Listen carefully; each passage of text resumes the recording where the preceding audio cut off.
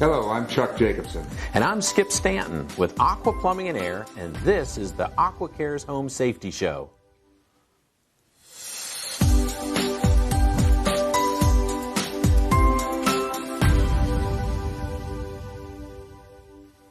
As business owners, Skip and I are committed to improving the lives of our customers while also supporting our community and giving back.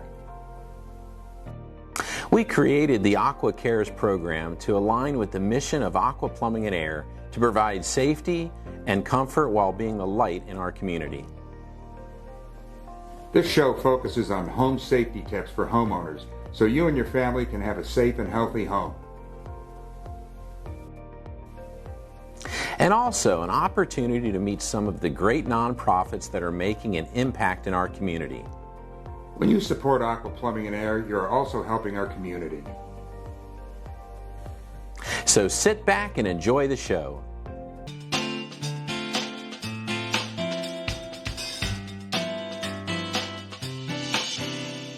Hi, I'm Tom Martin with Aqua Plumbing and Air. Today I'm going to talk about Manatee County water and the conditions right now.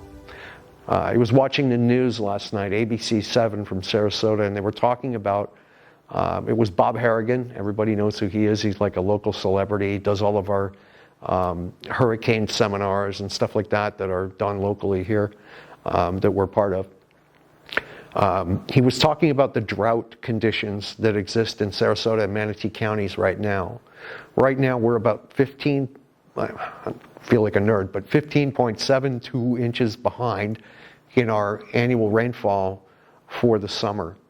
There's some kind of high pressure system that's pushing everything off to our east coast, and those guys are getting our afternoon showers and the cooling effects of it afterwards. We're not getting that right now. We're getting all the heat. Anyway, with that in mind, I thought I'd talk about the water filtration issues that are going on in Manatee County. We have an algae bloom in the water source for Manatee County for municipal water. I know we spend a ton of time talking about well water and how conditions change very often. Right now, we're seeing a lot of those changes even in our municipal water from a daily standpoint. So I kind of dug into it, and I was like, I'm getting a lot of calls, people saying, hey, the water stinks, it's smelly, it tastes like dirt a little bit. Can you come out and talk to me? So I'd go out and try to find out what it was in the water.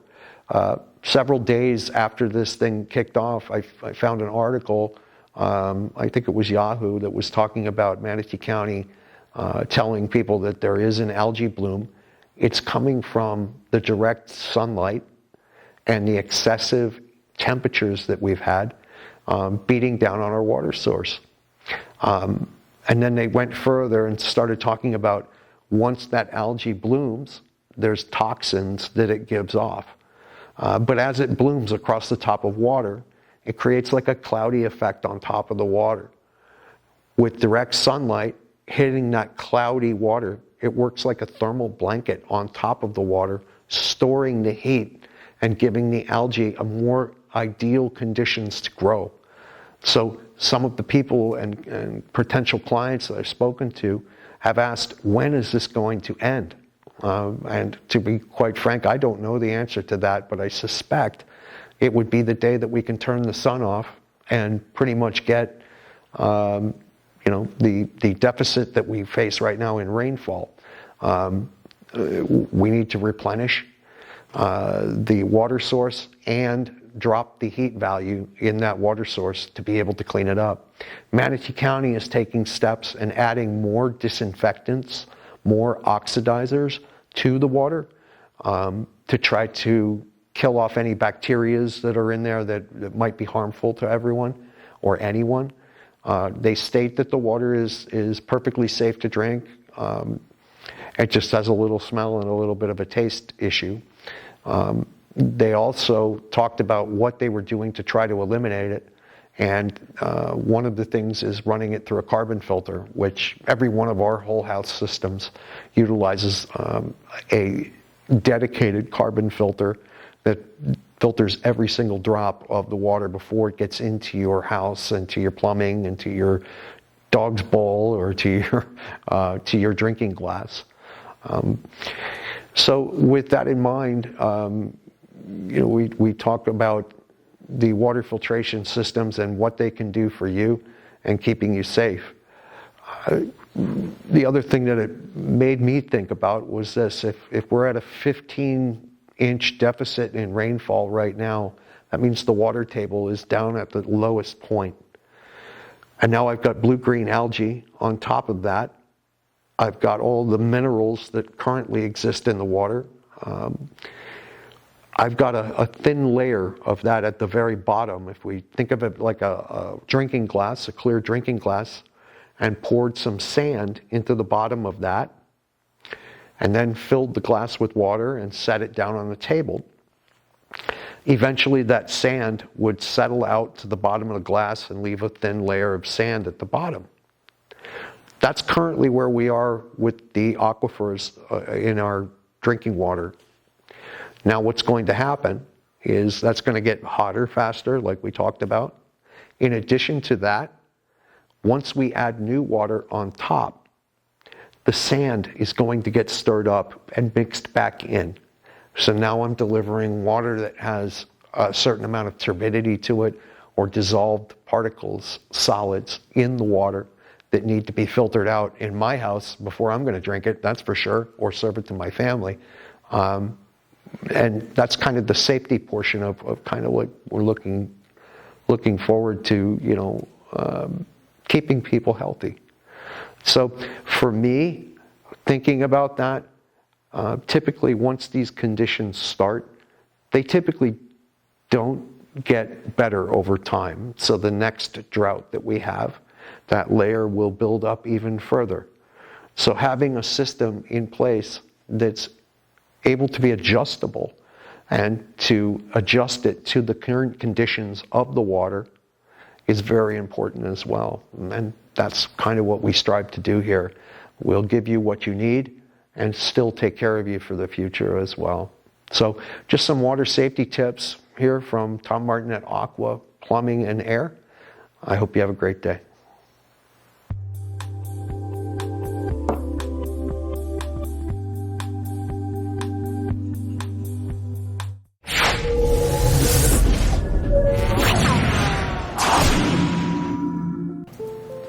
Hi, I'm Skip with Aqua Plumbing and Air. It's so important with a company to have a mission and to have vision and values. And our mission statement, when Chuck and I bought the company about 5.5 years ago, we wanted something that reflected what we do, but also the heart of our company. And so our mission statement is to provide safety and comfort while being a light in our community. And what that means to us is that obviously, to provide safety and comfort, safety could be safe drinking water, sanitary systems, safe electrical systems. Comfort would apply to air conditioning comfort, comfort just having, plumbing that operates properly. All those things kind of tie into plumbing, air conditioning, and electrical. But to be a light in our community is especially the heart of this company, because we want all of our interactions with our own employees, but when we deal with our clients in the marketplace, we want to make sure that experience is a positive experience, that we brighten their day. We encourage our people to, engage in conversation, to smile. Just a simple smile can make such a difference. Even engage in prayer if that's what the customer needs. We just really want to brighten their day, and that goes with our relationships with our vendors. We want that same experience, even though some people might think that they're serving us. It's not that way. We want to make sure that we are a positive impact on every interaction, on every relationship that we have as a company. Companies need to have a vision, and something that really resonated with Chuck and I, again, when we bought the company, was our heart for children that go hungry. And it just seems unimaginable in especially the Sarasota and Manatee area, with the affluence that we have in this community, to have children going hungry.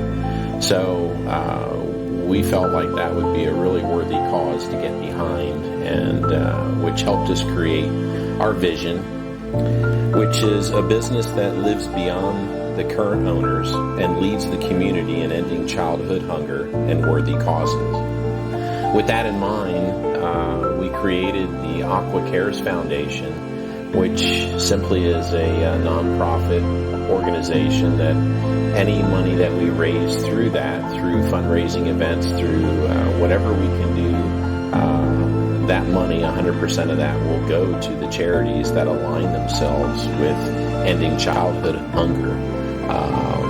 And so we're excited about that. We're excited to have something that helps put guardrails on our giving, helps direct the money where we want it to go, and helps Aqua Plumbing and Air be just a good steward of the resources that we've been blessed with, and to be able to share that with our community.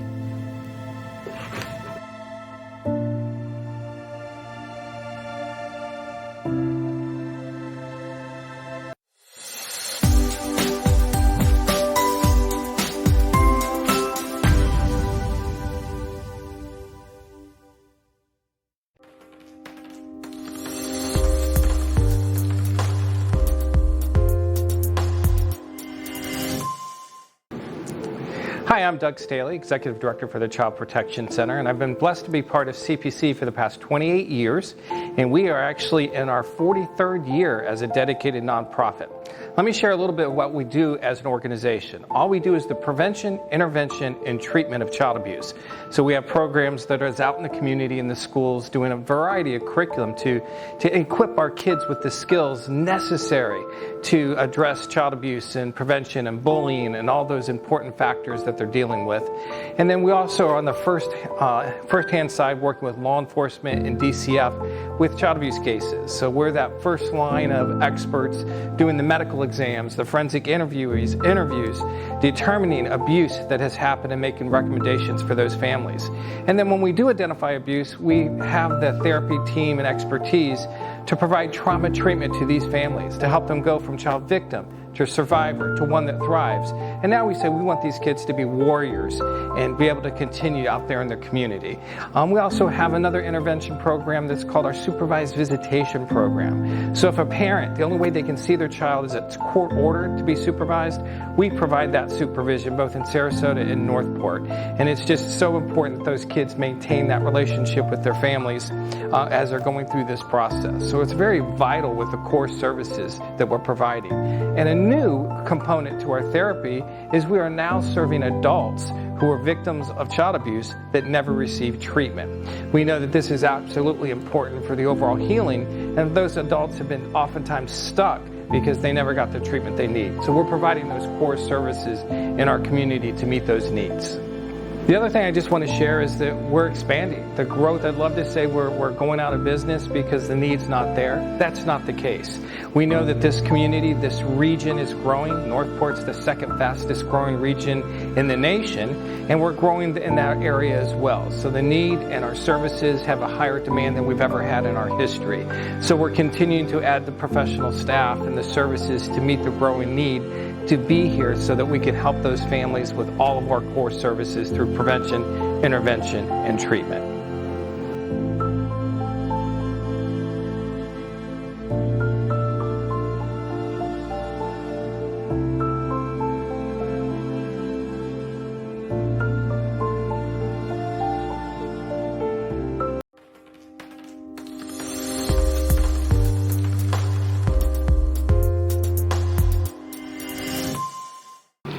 Hi, my name is Rachel Bradley. I'm the Director of Philanthropy at All Faiths Food Bank. So our role at the food bank is to identify, secure, distribute, and assist. To identify those neighbors that are having difficulty accessing food and like-minded organizations that may work directly with those individuals. To secure that food in our warehouse and inspect it before it goes out to those like-minded organizations like church pantries, school pantries, Boys and Girls Clubs, Salvation Army, and directly to those individuals. And then the last thing is to assist those individuals. We don't want the food bank to be a long-term solution for families, so to help them better stabilize their economic situation, we connect them with different resources, whether that be governmental or local, with claims and benefits specialists, so that they have a better path to their future. And we are so excited to partner with Aqua. This organization is beyond helpful to our community in the fact that they stepped up. We wish more organizations would do as much as they do for us. Imagine a food bank, the largest disaster relief organization in the community and the only food bank serving Sarasota and DeSoto counties with a staff of just 70. Aqua comes to our aid by helping us support more than 3,000 volunteers perform 48,000 hours of service to our community every single year. More importantly, we know that their passion is involving children and helping our children in our community.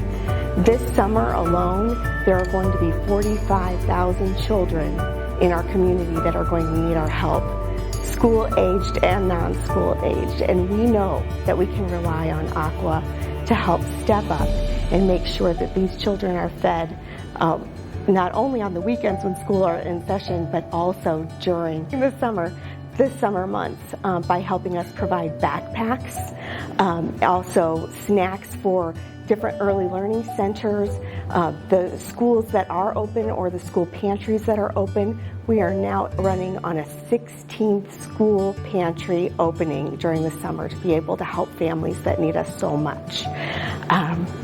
Last year alone, our food bank was able to distribute 20.9 million pounds of groceries, which is the equivalent of 18 million meals. That's something that can't be done without the help of an entire community rallying around. And even though they're in our backyard here at the food bank, we feel their arms wrapped around us all year round.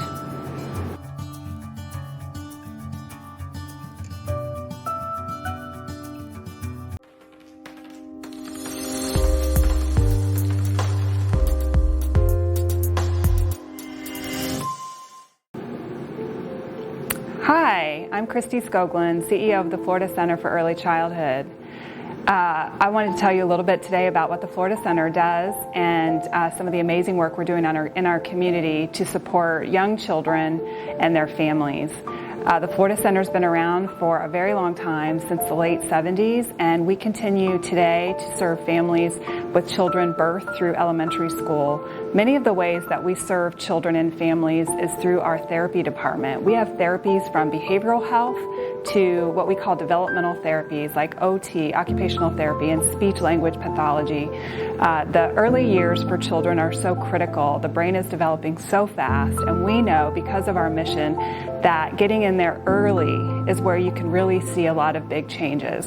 Several of the programs that we offer in the community collaborate with other partners like Aqua, and a lot of the support that we get helps to cover a lot of the services that we have.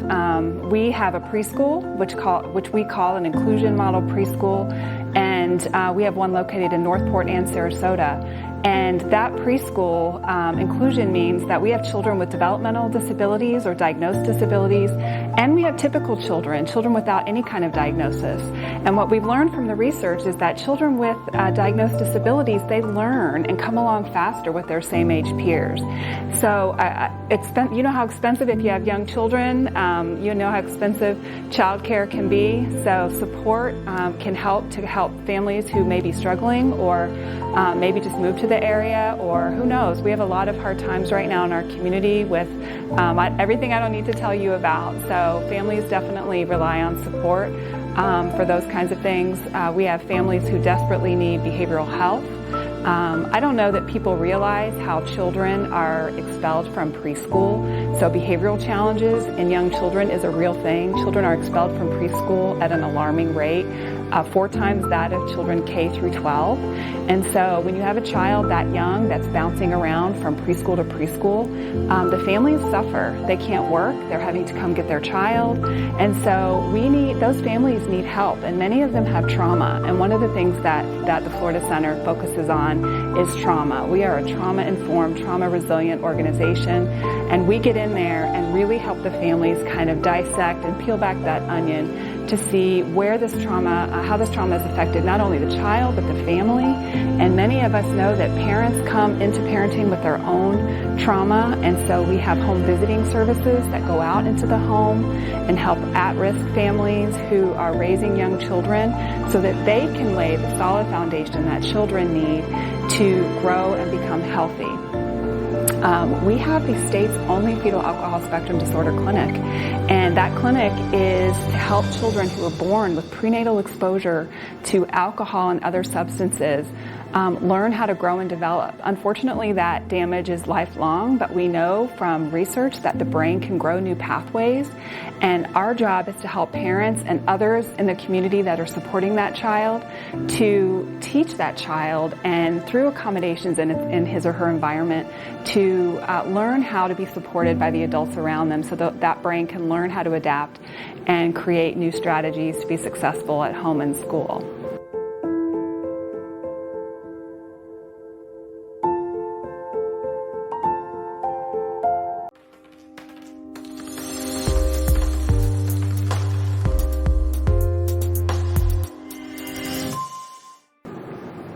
Hi there. Bridge of Life is a local nonprofit that supports foster and adoptive families as well as relative and non-relative caregivers. We've also recently entered the prevention space, which means we're helping keep kids at home with their families whenever it's safe to do so. We wrap around families in a variety of ways. We offer home improvement projects, financial assistance, trauma-informed training, meal delivery, childcare, and really we're always scanning our community to also find where there may be gaps or inefficiencies in the system and asking ourselves, is somebody else doing this work already? Is it something that we can join, or is this a space that we need to step into to help keep kids and families safe? We look for volunteers and donors for all of our programs, really. Our board is highly involved and our staff is small, and that means that all of the programs that we offer families, we rely heavily on volunteers to help us wrap around and support the families and children that we serve. If you're interested in anything from swinging a hammer to cooking a meal to rocking a baby, we can find a place for you in our programs, and would love to talk to you more about that after this event. A recent example that may interest you is we had a local foster family who said yes to a very temporary placement of a couple of little ones. And as happens sometimes in foster care, that very temporary placement ended up being a potential forever home for those couple of kiddos. And so the sleeping arrangements that they had were no longer sufficient. We like to say that this family's heart was bigger than their home. And so they were open to adopting these little ones, but they didn't have the space. So we were able to lean into some of our volunteers and community partners, a general contractor specifically, and he made a site visit to the home and talked about a lot of different options for this family, and finally figured out that there was some existing space in their garage that they could convert into a bedroom. So that's an example of a really big home improvement project. They're not always like that. Sometimes it's yard work or painting a nursery or putting together some bunk beds. But families ask us for what they need, and we see what we can do.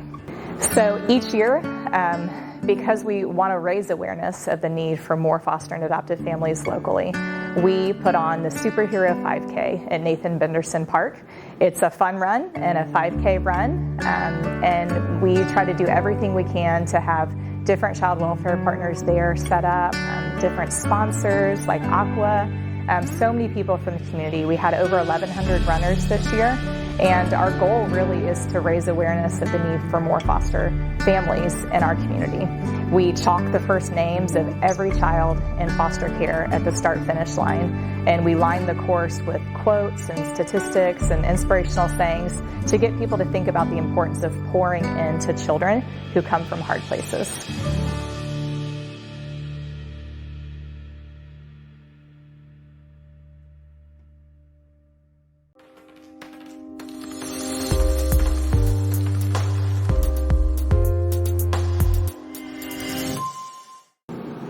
Meals on Meals Plus is like a giant umbrella, and we operate 4 major programs under that umbrella: home delivered meals, the Food Bank of Manatee, Daybreak Adult Day Center, and our Friendship Dining Centers. So home delivered meals, we are currently serving 900 clients across 90 different routes in Manatee County every single week. The Food Bank of Manatee serves 85 pantries who in turn do food distributions throughout Manatee County, serving families and children in need. The Adult Day Center, we are the only licensed adult day center offering daycare and respite for caregivers right here in Manatee County, and we're licensed for 100 clients. And our Friendship Dining Centers, we operate in 2 locations in Manatee County, offering a half day of social activities and nutrition and fun for seniors who otherwise would live alone and not have some socialization. So all of these programs are under the umbrella of Meals on Meals Plus, and we couldn't do it without the great support of our community partners like Aqua.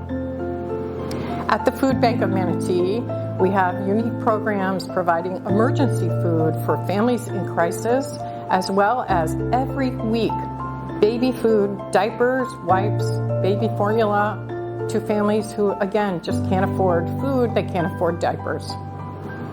So both for our home delivered meal clients as well as the Food Bank emergency baskets, we provide pet food, because we know that if people can't afford food for themselves and they receive a meal, they're going to give that meal to their pet. So we make sure our clients have pet food, whether it's a cat or a dog, and we make sure that their furry friends are taken care of as well.